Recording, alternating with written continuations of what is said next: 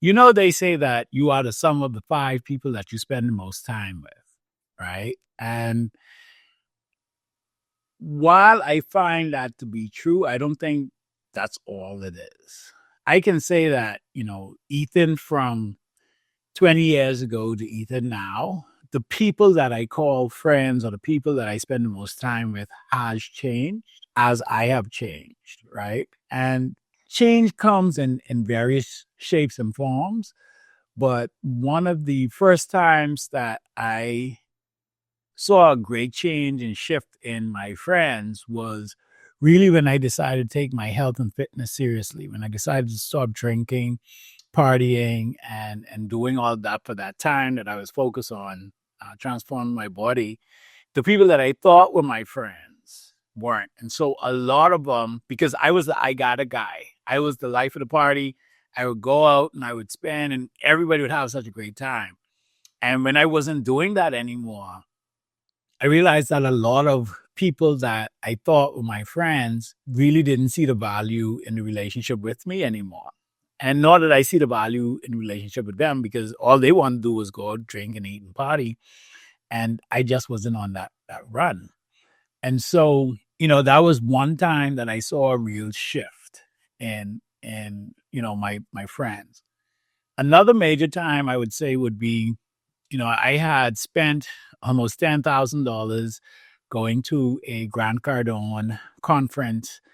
And, you kept hearing this thing that you are the sum of the five people that you spend the most time with, right? And I just remember for a while prior to that, I had felt that I was, for all intents and purposes, one of the most, if not the most successful person in my immediate friend group. Like these were the people who would come to, like all of my friends would come to me for business advice. I would have family come to me for money, to borrow money. And I can't remember if I heard it somewhere or something, but I remember thinking, wow, if I needed or wanted $10,000 to start a business or to do something, I could not get $10,000 from any one of my friends, right? And that was something that stood out to me. And so I made a decision right then, coming back from the conference, that I wanted to have what I call my Council of Millionaires. So I wanted to get 5 millionaires that I can have easy and ready access to, but not but I wanted genuine relationships with these people, right? Because that's the goal. I wanted to get to millionaire status. And so I literally went out with intentionality and seeked these people out. And so one came from circumstance, just in me deciding that I wanted to change my behaviors. And so my inner circle and my friend circle changed. The next one, the next time, like I said, it was intention. I realized that if I wanted to level up, I needed to level up because I was spending so much time feeding people that there was nobody feeding me. Okay, so in that aspect, how do you know when someone just isn't aligned with you anymore and where you're headed? So because I have such a clarity, because I have such clarity on where I want to go and what I'm doing with my life, it's very easy for me to spot people that aren't in alignment.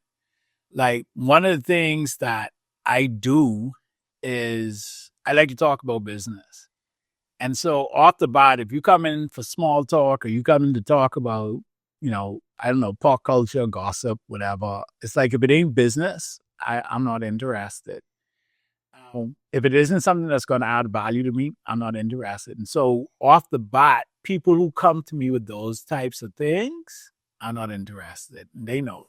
Even so much so that, my family and friends know, like I'm not the small talking kind of person. Like I will talk about business day in and day out. I'll talk about personal developments. If you want to know what book I read or what I think about something, I could do that. But I don't care what's happening with this celebrity, or if I see this latest trend on TikTok, like that just isn't me. And so anybody that is coming with those kind of things, and honestly, Like I just check the vibe. Like I believe in energy, and if my interaction with you, I feel like there's some disruption in my energy. I just don't do it. My mom used to call it like if my spirit don't take to you, I I just don't fool with it. All right. So, have there ever been an instance where you had to distance yourself from people who you were actually really close with? So there was a point in my life where, in protecting my energy, I actually stopped talking to my mom for a while. Um, One of the reasons is because I love my mom. She has taught me so much, but I there was a time where I would talk to her and I wouldn't feel good because she was one of those people who, nothing was ever going right. Like it was always doom and gloom. There was no good news. It was always a struggle. It was always, and so emotionally, it was very draining. And I never really felt good when I would talk to her. And I get it, it would be her just venting, but I wasn't in the space where I could actually do that. And so I literally distanced myself. Like I wouldn't call her. And so our relationship was kind of odd for a number of years until one time she just flat out and she said, I hear from all my children, but I don't hear from you. And I told her, it was hard. I was an adult and I was as respectful as I could be, but I told her the reason that I don't talk to her is because it it, it doesn't feel good. I don't ever hang up from our conversations feeling good. And it just had such a negative effect on me mentally and emotionally that I decided that I didn't want to do it. And it was easier for me to protect my mental health and my peace and my energy to not talk to her.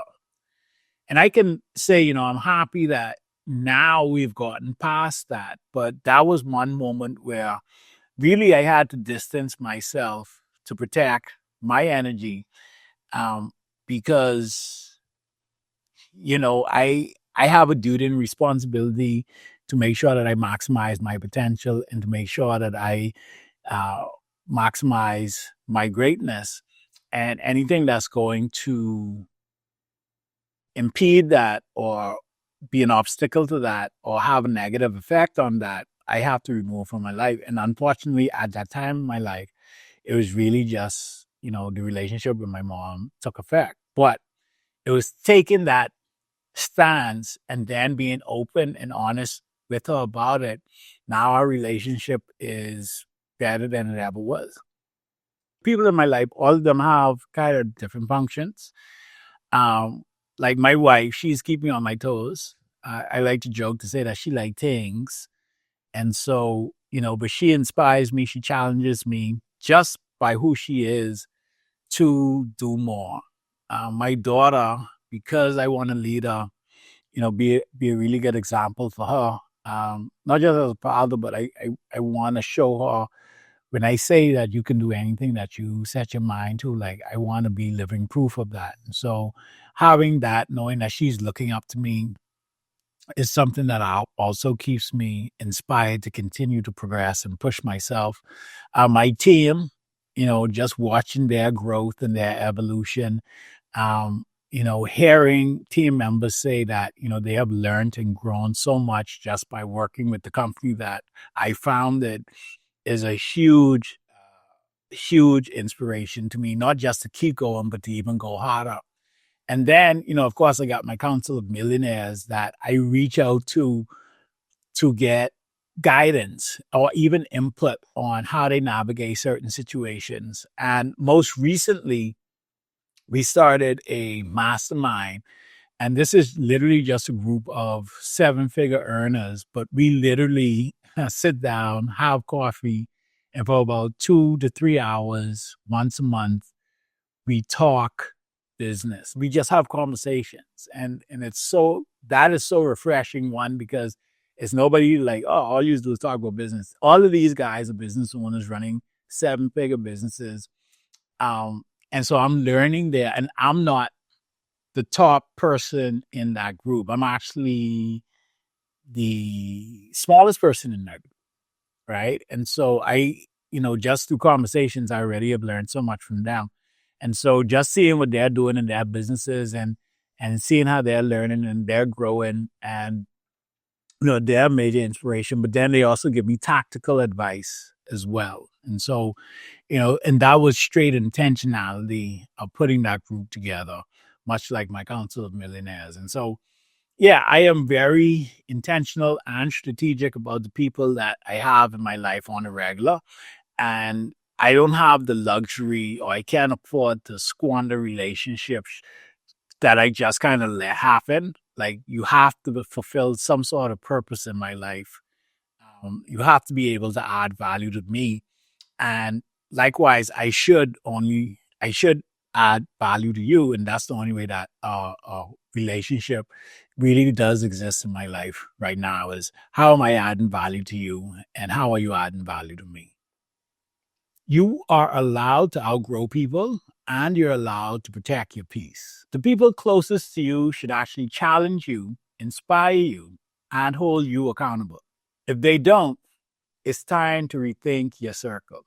All right, guys, until next time, get uncomfortable and do the work because the world needs your greatness.